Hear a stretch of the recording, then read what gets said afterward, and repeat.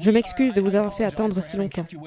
Nous venons d'écouter un écrivain allemand, spécialiste des sciences sociales et spécialiste de la paix, qui nous a expliqué ce qui se passe réellement ici.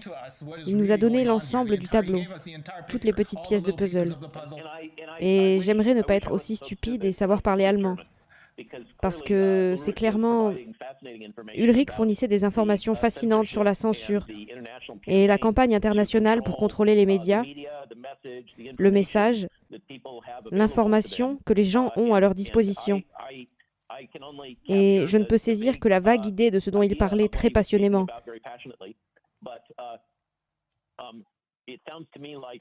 Mais j'ai l'impression qu'il est encore plus exaspéré à ce sujet que je ne le suis. Donc, j'aurais aimé pouvoir mieux le comprendre. Et bonjour à l'Allemagne. Je voulais juste dire qu'il y a plusieurs années, quand j'étais un jeune scientifique, j'ai passé du temps à Munich, avec Boehringer Mannheim, et j'ai adoré la forêt noire. J'attends avec impatience la prochaine fois où je pourrai y aller pour boire de la bière. Mais ici, nous avons des choses plus importantes. Et encore une fois, je m'excuse de ne pas avoir été capable de comprendre ce qu'il avait à dire. Mais j'ai un peu compris. Comment puis-je vous aider ? Je crois que vous l'avez entendu parler de cette gigantesque opération psychologique. Vous l'avez entendu parler de Biderman. Je suis sûr que vous comprenez ce que ça veut dire. Oui, je suis reconnaissant envers les nombreux Européens qui m'ont tendu la main. J'ai été surpris, submergé et confiant en écoutant mes collègues d'Europe, de France, d'Italie, d'Allemagne, des Pays-Bas, de Belgique et de Suisse.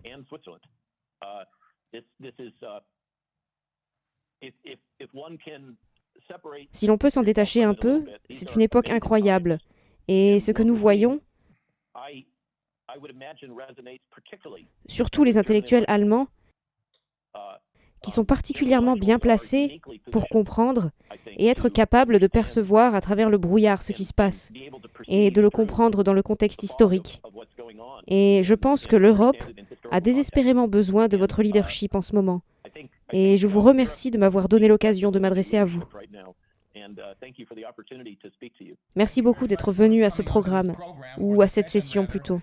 Je pense que beaucoup de téléspectateurs dans nos sessions ont vu la vidéo dans laquelle vous et deux autres scientifiques, je pense même que le journaliste est vraiment un scientifique, ont parlé entre eux de ce qui se passe ici. Et je pense que beaucoup de gens ont été vraiment impressionnés par ce que vous aviez à dire. Pouvez-vous nous donner vos antécédents ? Je viens de vous présenter comme l'inventeur de la technologie ARNM. Est-ce correct ? Oui, monsieur, ça remonte à... C'est un peu embarrassant. Ça remonte à 1987-1989, quand j'étais étudiant diplômé à l'Institut Salk. J'avais alors 28 ou 29 ans, et je travaillais dans le laboratoire de thérapie génique du docteur Verma à l'Institut Salk. On pourrait raconter cette histoire, mais ça prendrait tout le temps qu'il nous reste. Et je ne souhaite pas me concentrer... Je ne suis pas quelqu'un qui recherche l'attention des médias. Le podcast de Brett Weinstein avec Steve Kirsch, auquel vous faites référence, m'a propulsé au centre de l'attention internationale. J'interagis souvent avec la presse, mais presque toujours en arrière-plan. Je suis un professionnel en consultation. Je l'ai été pendant des années, particulièrement dans le domaine de la biodéfense et du développement des contre-mesures médicales pour les maladies infectieuses et les maladies infectieuses émergentes. J'ai traversé de nombreuses épidémies, souvent à la pointe de la lance, c'est l'expression que nous utilisons.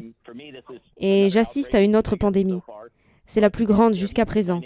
Mais les dynamiques que l'on voit sont malheureusement communes internationalement dans la communauté sanitaire et la communauté des responsables de la santé publique. Ils ne semblent jamais apprendre les leçons.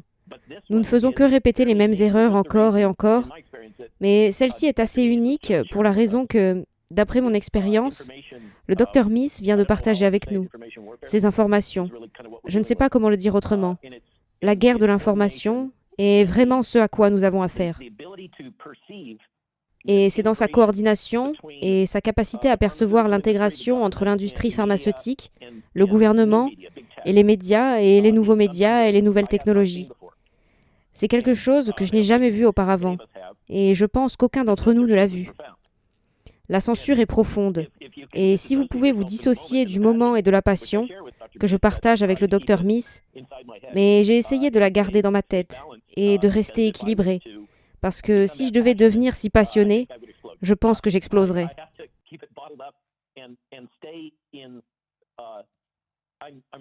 Je suis vraiment concentré sur le fait d'essayer de rester basé sur des données et des preuves.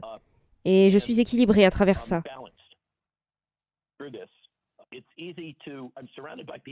Il est facile de...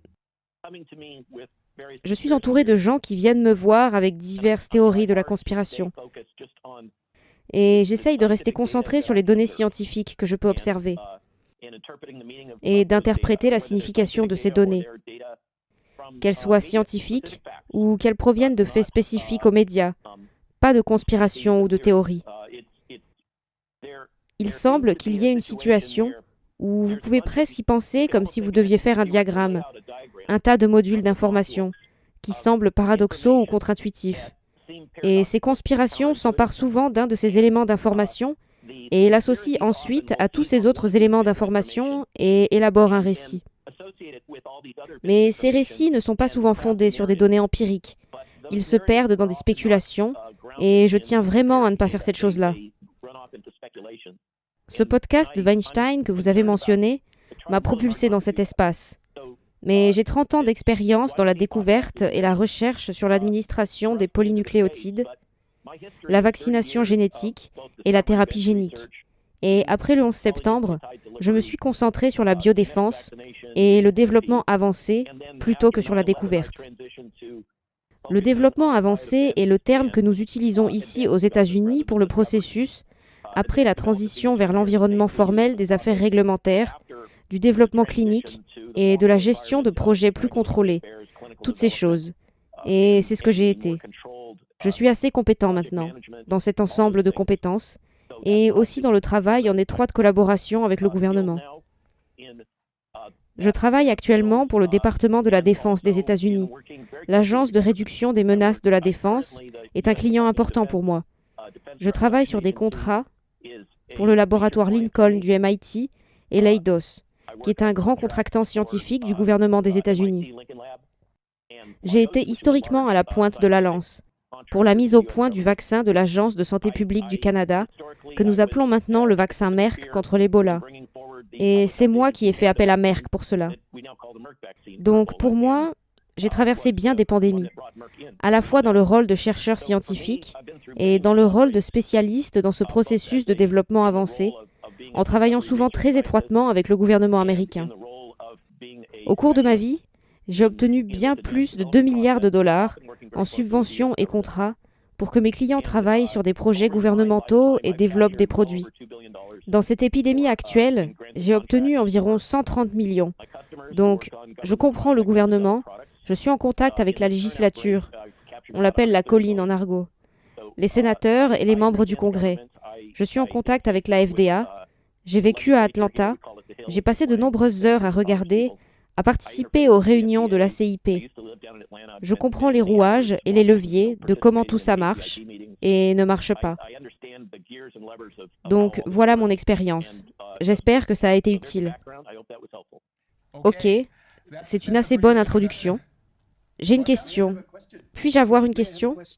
Vous savez, quand vous en savez beaucoup sur les armes biologiques, et vous pensez à des virus, et vous pensez à des virus dangereux, des virus mortels, pensez-vous qu'un tel virus aurait du succès si on le libérait dans la population? Qu'il pourrait tuer beaucoup de gens? Donc, c'est un sujet épineux. C'est une question... Je suis prudent avec la question d'une hypothèse concernant le laboratoire ou une libération intentionnelle, qui est le sous-entendu de votre question. Quand on pense à ça, dans mon monde de biodéfense et de menaces potentielles pour les travailleurs biologiques, on doit penser à ces nouvelles menaces de la biologie de garage. C'est une expression. Et l'utilisation de CRISPR pour permettre à des individus relativement peu qualifiés, avec des installations relativement rudimentaires, il est facilement possible de reconstruire certaines des grandes menaces biologiques de l'histoire, maintenant, avec une technologie assez simple.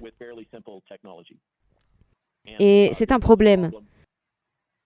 Une chose qui est importante à comprendre quand nous pensons à ces choses est que le traité de guerre biologique a une lacune.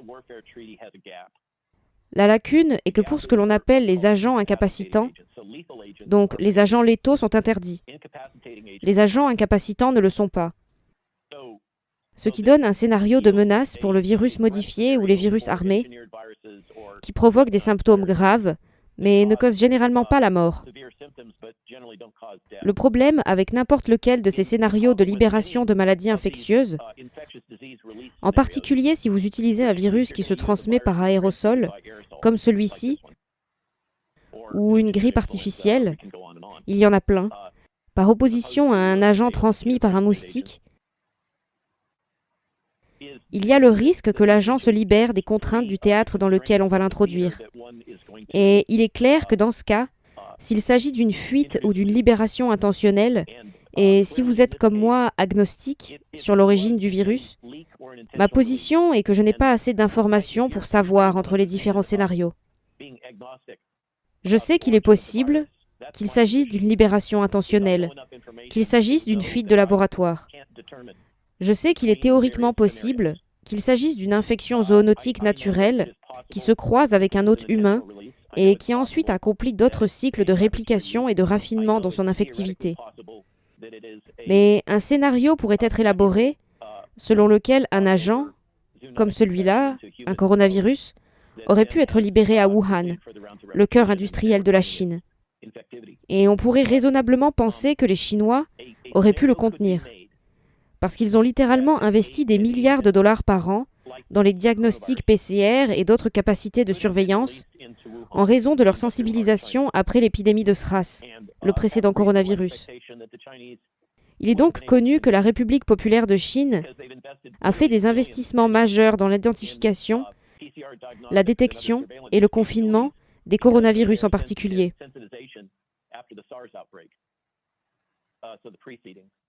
Maintenant, si vous vous souvenez, j'ai dit que j'essaye vraiment de ne me baser que sur des faits. Donc, pour moi, il y a de multiples hypothèses et il n'y a pas assez de données pour les différencier et en exclure une ou l'autre.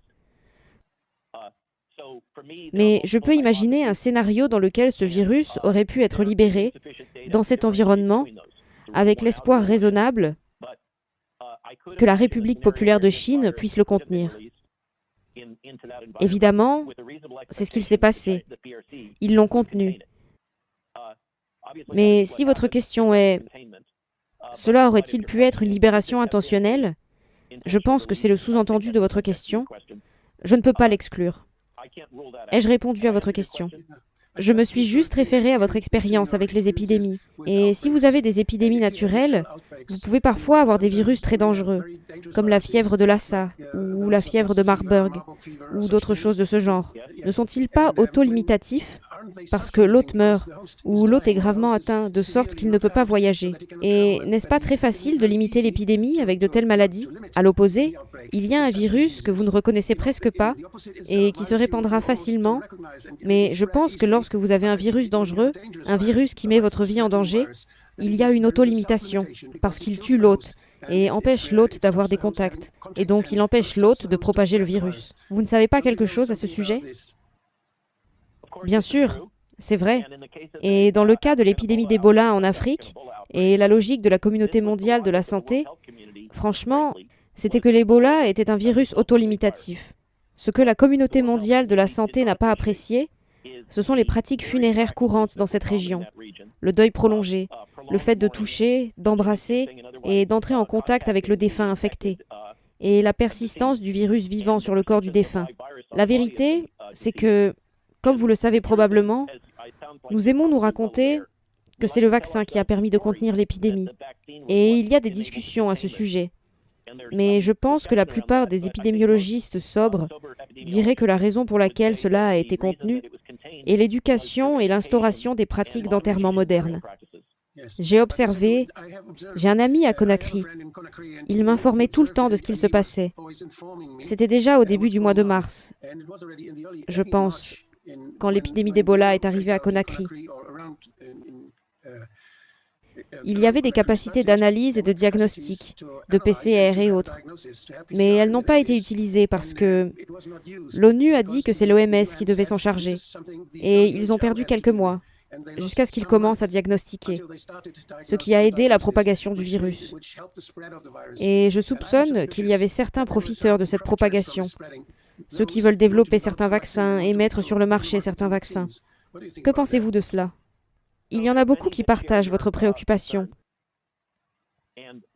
Ce sont des exemples des modules de l'information ou d'observation. Il y a beaucoup de ces observations qui ont à voir avec le Dr Fauci, M. Gates, leurs interactions avec la communauté mondiale de la santé, etc., qui peuvent être assemblées, presque. En Allemagne, vous avez peut-être aussi des Legos. Donc, ces petites choses qui s'emboîtent, et vous pouvez assembler une variété de théories à ce sujet. Mais les conflits d'intérêts commerciaux intrinsèques qui existent donnent certainement lieu à beaucoup d'opportunités pour construire des théories sur ces réseaux d'auto-intérêt. C'est un des problèmes que j'ai mentionné au début à propos de l'intégration du gouvernement, de la santé mondiale, de l'industrie pharmaceutique, des médias grand public et des grandes technologies. Tout cela est intégré maintenant, et il est facile de tracer des lignes d'intérêt personnel. Je préfère essayer de vivre dans le cadre de ce que nous pouvons faire maintenant. Ce qui s'est passé est arrivé. Et personnellement, je pense que l'explication la plus simple est l'incompétence de la pensée de groupe, plutôt que la malfaisance centralisée. Cependant, j'ai travaillé pour l'industrie pharmaceutique. J'ai eu affaire à l'industrie pharmaceutique toute ma vie, et j'ai eu affaire à Pfizer, Merck et d'autres. Et mon expérience m'a appris qu'il ne faut jamais sous-estimer la volonté des entreprises pharmaceutiques de s'engager dans des pratiques qui font avancer leurs intérêts commerciaux. Je choisis mes mots avec soin.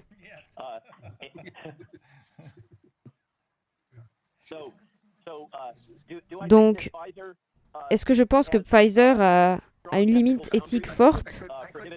Je pourrais vous poser une autre question. Est-ce que ça aurait fonctionné de la même façon si la production de vaccins, la recherche de la vaccination, était entre les mains d'un État et ne serait qu'un facteur de coût et non un facteur de gain? Elle était entre les mains de l'État, les États-Unis, où les frontières entre les intérêts commerciaux et le gouvernement sont complètement floues. Nous utilisons le terme de capture réglementaire. Cela va au-delà de la capture réglementaire. L'industrie pharmaceutique représente 25% des dépenses totales des États-Unis. Et ils ont utilisé cet argent pour capturer la législature.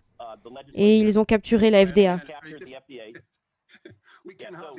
Nous pouvons difficilement imaginer ce modèle, que seul l'État des contribuables fait quelque chose. C'est très difficile à imaginer maintenant. Oui, cela n'existe plus. C'est juste la façon dont les choses sont. Juste pour illustrer, je ne suis pas sûr de ce que vous comprenez. Je suis très proche du feu, donc je suis capable de voir les choses. Le vaccin Moderna est en fait un vaccin du NIH, conçu par le NIH. Moderna est une société qui a été financée par DARPA. Les contrats entre le NIH et Moderna ont été signés en décembre 2019 pour développer le vaccin. Cette idée que l'État est séparé de l'industrie aux États-Unis n'est vraiment plus tenable. Et je pense que c'est un exemple dont les intellectuels allemands sont très conscients. Dr Malone, nous avons un expert ici qui me demande de vous poser une question, si vous êtes d'accord. L'expert est notre expert sur les tests PCR, professeur Kemara. Elle me demande ce qui suit. Quelle est votre opinion sur les coûts versus les bénéfices dans la crise actuelle des vaccins Covid?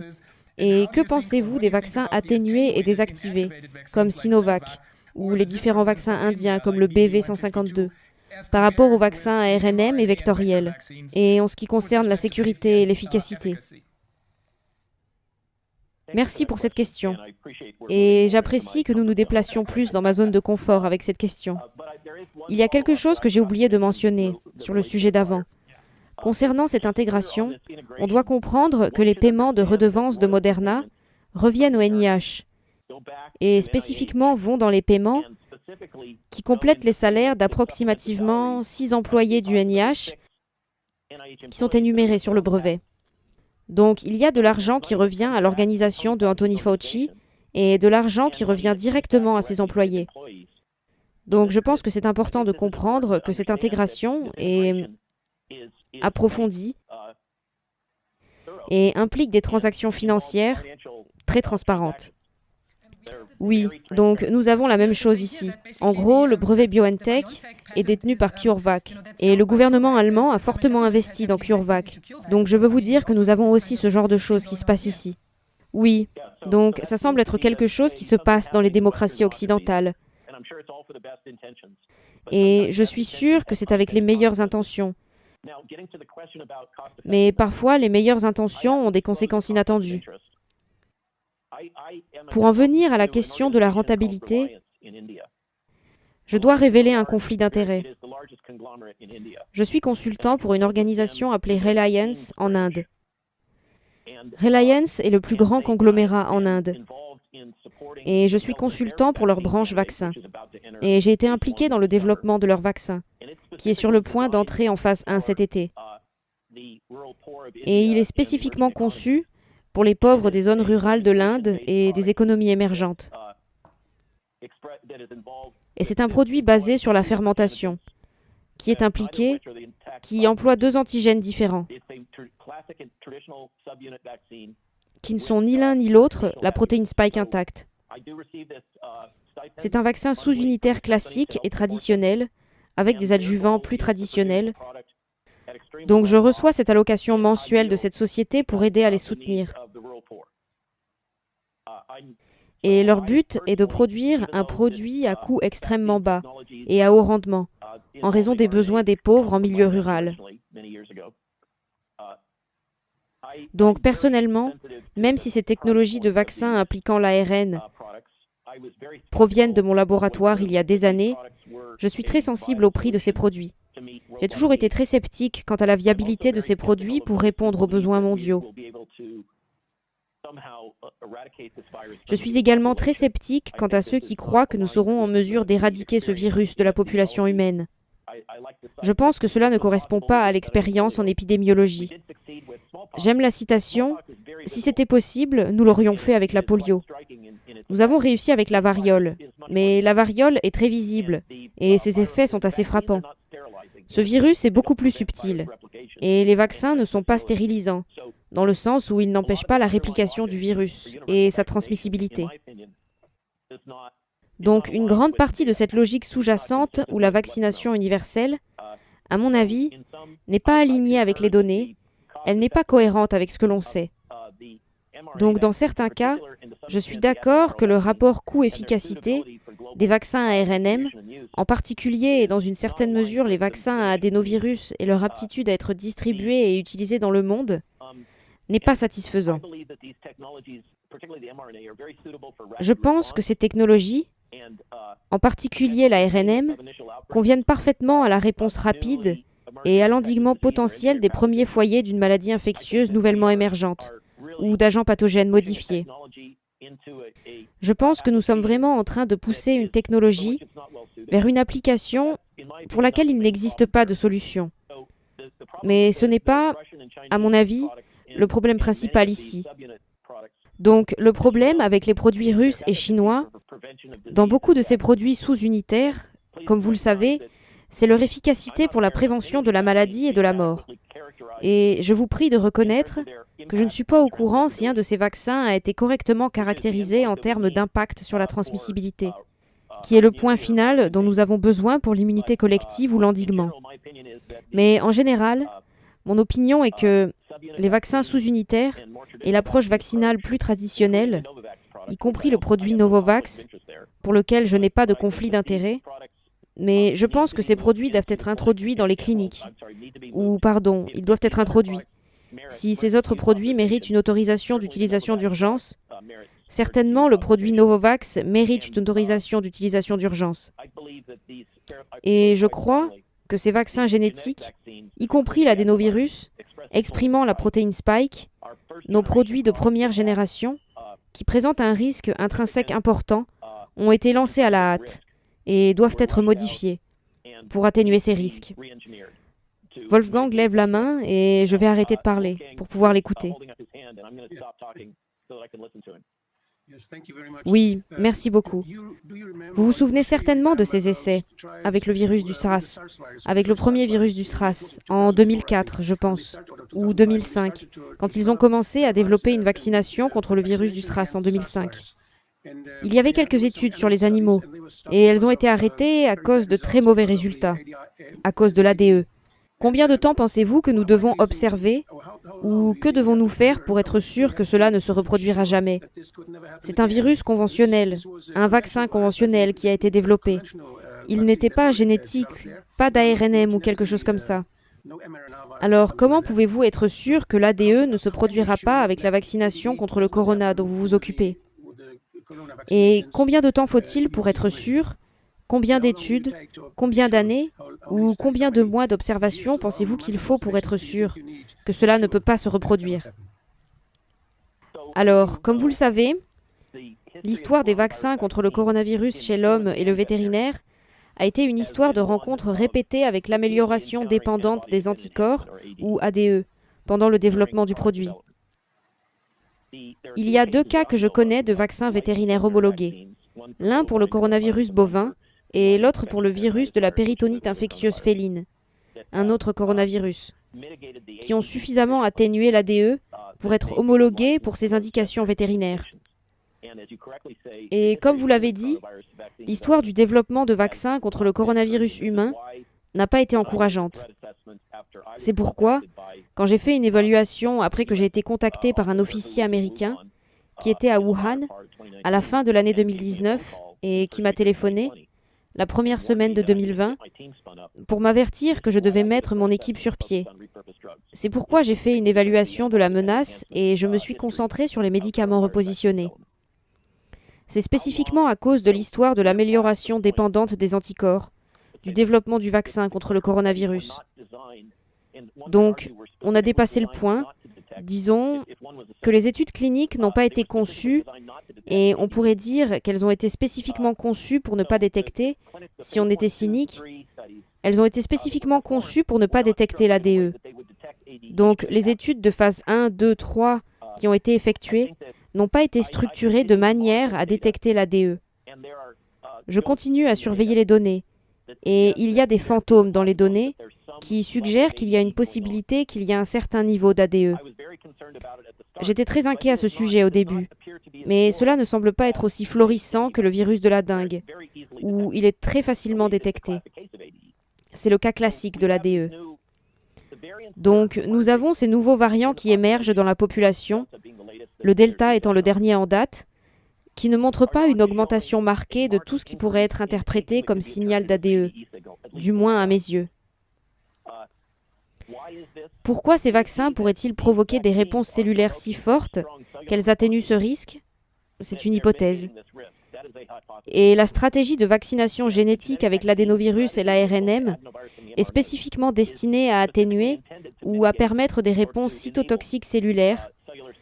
La logique de la vaccination génétique est d'obtenir une réponse TH1 et TH2 plus équilibrée. Alors peut-être que c'est pour ça que l'on ne le voit pas. Ça ne veut pas dire qu'il n'y en a pas. Les données épidémiologiques, les données de sécurité que nous avons sont si pauvres. Ce sont les choses auto-rapportées. Et un cynique ou un théoricien du complot pourrait dire que c'était intentionnel. Je ne le dirai pas. Mais ce que nous pouvons observer, c'est que la qualité des bases de données sur la sécurité est très faible et qu'elle ne contient pas le niveau d'analyse détaillé que nous souhaiterions avoir. Je pense que beaucoup de ces arguments sur la sécurité auraient été facilement résolus si nous avions eu une saisie plus rigoureuse des événements de sécurité, plutôt que le système de déclaration volontaire, et nous n'aurions pas à débattre de ces questions. La FDA a pris la décision initiale d'exiger une saisie beaucoup plus rigoureuse des données lors de l'autorisation d'utilisation d'urgence par les sociétés pharmaceutiques. Mais elle a choisi de ne pas le faire. D'après moi, si nous revenons à l'origine de ce problème, je crois que les autorités de réglementation n'ont pas fait un bon travail. Et beaucoup de controverses et de théories de la conspiration auraient été atténuées et ne se serait jamais développé si les autorités de réglementation avaient été rigoureuses. Et si je peux m'appuyer sur ceci pour illustrer le fait que la plupart de ces agences de réglementation s'appuient sur des listes de contrôle. Je suis désolé, nous aurions aimé qu'elles soient plus sérieuses. Et il y a des instituts allemands très profondément affiliés.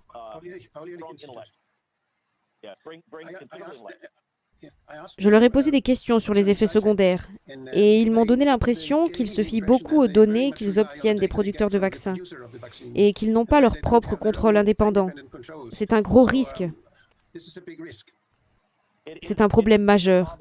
Et l'histoire de Pfizer, pour être franc, n'est pas celle de la rigueur et de la transparence. Il y a bien des exemples pour illustrer cela. Mais pour en revenir au fait, ils ont ces listes de contrôle et pour une raison quelconque, il y a eu une décision de la FDA d'appliquer la liste de contrôle pour les vaccins traditionnels et de ne pas appliquer la liste de contrôle de la thérapie génique. Et cela fait partie de cette énorme poussée pour décourager l'utilisation du terme technologie de thérapie génique appliquée aux vaccins. Mais je peux vous assurer que si nous revenons à la racine de quand j'étais un étudiant diplômé et que nous avons fait ces découvertes, puis Dinko Valeria a quitté le laboratoire et a créé son équipe. Donc le vaccin vectorisé et le vaccin ARNM proviennent tous les deux du même laboratoire, initialement dans les années 80. Ce sont des thérapies géniques appliquées aux vaccins. Donc ce que les régulateurs n'ont pas fait, c'est appliquer à la fois la checklist de la thérapie génique et la checklist du vaccin. S'ils l'avaient fait, oui, ils ont changé la définition par la loi en 2009, parce qu'ils avaient déjà prévu de faire ça. Ils ont changé les définitions de la loi allemande sur les produits pharmaceutiques et ils ont changé la définition dans la loi européenne sur les produits pharmaceutiques, où ils acceptent alors l'utilisation de l'acide nucléaire. Si vous vouliez le prendre pour lutter contre les infections, ça s'appelle la vaccination. Et ils ont abandonné le terme thérapie génique, si cette indication, lutte contre les infections, était là. Donc c'était juste une définition par les législateurs. Il y a certainement un intérêt industriel derrière ça. Laissez-moi juste terminer cette pensée. La conséquence de cette décision est que les régulateurs ont traité les produits de thérapie génique comme des vaccins traditionnels. Et ils exigent, si vous comprenez les produits pharmaceutiques, une caractérisation rigoureuse de la qualité, de la pureté, etc., du matériel dans l'aiguille. Mais si vous y réfléchissez, l'agent actif est l'antigène protéique exprimé. Et normalement, on caractérise, pour un vaccin traditionnel, la quantité exacte de cette protéine exprimée. Cet antigène protéique est produit, où il va, pendant combien de temps? Dans ces cas, les régulateurs ne l'ont pas fait. Donc on n'a aucune information sur les niveaux de protéine spike, la distribution de la protéine spike et la durée de la protéine spike. On ne connaît même pas les cibles. On ne connaît pas les cellules qu'ils infectent ou transfectent. Donc techniquement, la transduction ou la transfection. Donc ce qu'on sait, c'est que les vecteurs adénoviraux ont été conçus pour une expression protéique prolongée à haut niveau. C'est pour ça qu'ils ont été sélectionnés. La logique de l'ARNM est qu'il permet une activité de type médicamenteuse à plus court terme, et qu'ensuite l'ARN est dégradé. Mais nous ne savons pas quels sont ces connecteurs. Donc, les régulateurs ont, à mes yeux, de bien des façons, en regardant par exemple le document technique japonais, il y a des données qui, à mes yeux de spécialistes de la question, ont été conçues pour donner la bonne réponse. La réponse souhaitée par la compagnie pharmaceutique, pas la réponse scientifiquement rigoureuse. Et je crois que la seule explication que je puisse donner est que les régulateurs n'avaient pas... Et c'est difficile à comprendre parce que c'était global. Les régulateurs n'avaient pas le bagage suffisant pour comprendre les données qu'on leur montrait et ces déficiences. Maintenant, je devrais laisser l'équipe traduire. Je m'excuse de déborder, mais je voulais faire ce point clé. Nous ne comprenons pas combien de protéines sont fabriquées par n'importe laquelle de ces technologies de vaccins génétiques, où elles sont produites et pendant combien de temps. Et je crois que c'est une surveillance excessive majeure. Vous savez que, contrairement à ce que les fabricants de vaccins ont dit, elles ne restent pas au site d'injection, mais se déplacent partout dans votre corps.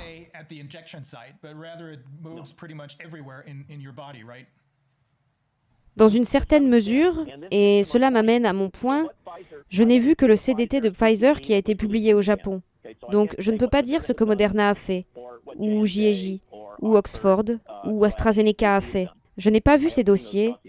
Dans le cas de Pfizer, il caractérise la pharmacodistribution et le terme technique, de la matière active du médicament, et l'expression du transgène, l'ARN codé, non pas en utilisant le médicament final, mais plutôt en utilisant un substitut. Donc c'est le drapeau rouge numéro 1. Ce n'est pas habituellement autorisé. Mais ils n'ont pas caractérisé l'expression de la protéine spike dans les modèles animaux. Ils ont caractérisé l'expression de la luciférase. La luciférase est la protéine qui fait briller la queue de la luciole. Je pense que vous en voyez dans les forêts ici. C'est donc un gène rapporteur très sensible parce qu'il produit des photons et on a des caméras à photons. Normalement, la façon de caractériser, c'est de disséquer l'animal et de liser les cellules dans chaque échantillon. Et ensuite, vous pouvez calculer précisément la quantité de protéines. Mais rappelez-vous qu'on ne parle même pas de la protéine spike, mais de la luciférase. Il y a un tour qui peut être fait avec la luciférase, où vous faites une image de l'animal entier, vous mettez la caméra à photons sur l'animal entier. Je l'ai fait.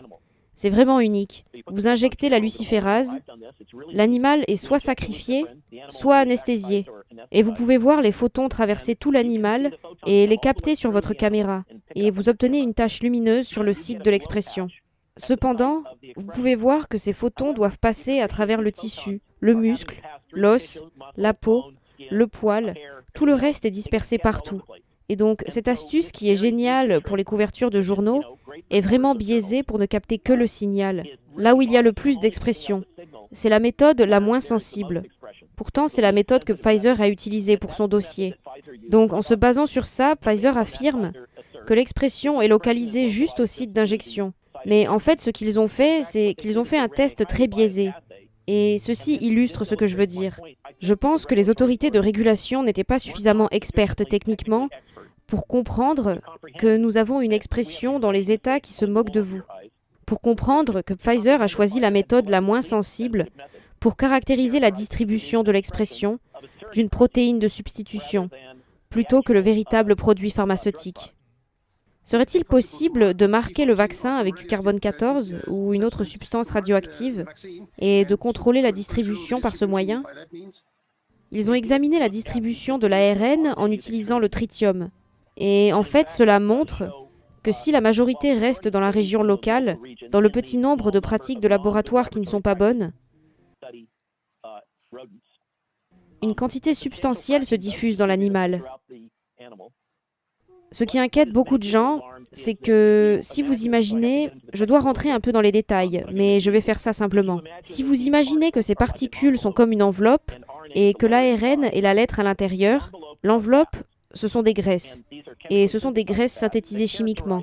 Ils ont caractérisé dans le dossier Pfizer. Ils ont caractérisé la distribution de ces graisses. Et qu'est-ce qui inquiète bien des gens? Je choisis mes mots. C'est qu'environ 12 de ces lipides se concentrent dans les ovaires des animaux femelles, mais pas dans les testicules des animaux mâles, ce qui est souvent mal interprété, comme un marqueur de l'endroit où la protéine est exprimée. Et des gens ont affirmé que cela signifie que la protéine spike est exprimée dans les ovaires, ce qui n'est pas vrai. Mais nous pouvons dire, en nous basant sur ces études qui n'ont pas été faites dans la bonne pratique de la science, sur un nombre limité de rongeurs, il y a un signe que les lipides sont concentrés de manière préférentielle dans le tissu ovarien, ce qui a bien sûr des implications. Cela nous ramène au point de cette liste de contrôles utilisés pour les vaccins. Par la plupart des régulateurs, pour les vaccins traditionnels, la génotoxicité et la toxicité de la reproduction ne sont pas souvent requises. Pour les produits de thérapie génique, elles le sont absolument. Dans ce cas, de l'aveu même de Pfizer dans son protocole, mais aussi dans le CTD, les études de toxicité reproductive n'ont pas été faites rigoureusement et il n'y a pas eu d'études de génotoxicité faites. Donc, pour être techniquement précis, nous avons des preuves dans les études qui n'ont pas pratiqué une bonne science de laboratoire, de la concentration des lipides synthétiques dans le tissu ovarien, la rate, la moelle osseuse, le foie et d'autres endroits où l'on pourrait s'attendre à ce qu'ils se distribuent. Mais le tissu ovarien est particulièrement préoccupant. Maintenant, je suis en train de me dire que je suis en train de moquer de temps. Par ma femme, pardonnez-moi, mais ai-je répondu à vos questions? Oui, je pense que c'était un message très très important que vous venez de donner. Et je pense que c'est une critique fondamentale de ce que nous vivons avec la façon dont des milliards de personnes sont vaccinées avec un produit qui n'a pas été examiné en profondeur auparavant. Et je n'ai jamais vécu une telle chose dans ma vie de médecin. Et toutes les normes que nous connaissons et que nous pratiquons depuis des dizaines d'années sont à l'opposé de cela. Et ce qu'il se passe maintenant ne peut pas être compris à travers l'éthique médicale. Précisément, mon argument principal, c'est qu'avec toute cette pression, des gouvernements, de la presse et des médias et de la censure, nous ne respectons pas les principes fondamentaux de l'éthique médicale qui remontent au procès de Nuremberg, à savoir qu'il doit y avoir une divulgation complète des risques, que les risques doivent être compris et qu'il doit y avoir une volonté libre d'accepter le produit, qu'il ne peut pas y avoir de coercition ou d'incitation. Ce sont des principes fondamentaux et ce sont actuellement des produits expérimentaux et pour une raison quelconque, les gouvernements du monde entier ont décidé qu'ils pouvaient se débarrasser de ces principes éthiques fondamentaux et mettre en œuvre ces vaccins à la hâte et de manière universelle. C'est un autre problème fondamental. La pratique normale consiste à faire des analyses risques-bénéfices stratifiées par population spéciale. Adultes, personnes âgées, enfants, adolescents, femmes enceintes, etc. Mais il y a eu cette pression. Si vous suivez la logique, nous appliquons ce risque, qui est presque seulement concentré chez les personnes âgées et quelques populations spécifiques, nous appliquons ce risque à l'ensemble de la population et l'utilisons pour justifier la vaccination de l'ensemble de la population avec la logique que cela permettra l'immunité de groupe. Mais cela ne permettra pas l'immunité de groupe parce que les vaccins ne sont pas stérilisants pour le virus. Et toute la logique, lorsque vous examinez la logique sous-jacente de ce qui est promu, tombe dans l'oubli. Et c'est ce qui donne lieu aux théories de la conspiration. Parce que clairement, la logique que nous avons appliquée pour le développement des vaccins depuis des décennies, comme vous l'avez dit à juste titre, n'est pas suivie. Je travaillais pour Transparency International et je n'ai jamais été appelé théoricien du complot, alors que je pensais à prévenir la corruption. Parce que nous avons besoin de suspicions pour trouver la corruption et pour voir les choses à travers elle. C'est nécessaire, c'est normal, et c'est quelque chose dont nous avons besoin dans la société. Mais ce que je vois maintenant, en Allemagne, nous avons des institutions comme l'Institut pour la qualité et le bénéfice économique dans les systèmes de santé. Ce sont de très bons et de très célèbres scientifiques qui travaillent là-bas. Ils ont toujours eu la fonction de voir les bénéfices et les dommages et de les équilibrer. Et pendant tout ce temps, avec toutes les choses qui se sont passées avec le Covid-19, ils n'ont pas été interrogés. Bien que les gouvernements s'en soient servis comme d'un instrument, ils n'ont pas été interrogés et ils ont été court-circuités. Et ils ont été court-circuités avec la distanciation sociale, et ils ont été court-circuités avec les masques, et ce sera leur tâche de répondre aux questions qui ne leur ont pas été posées.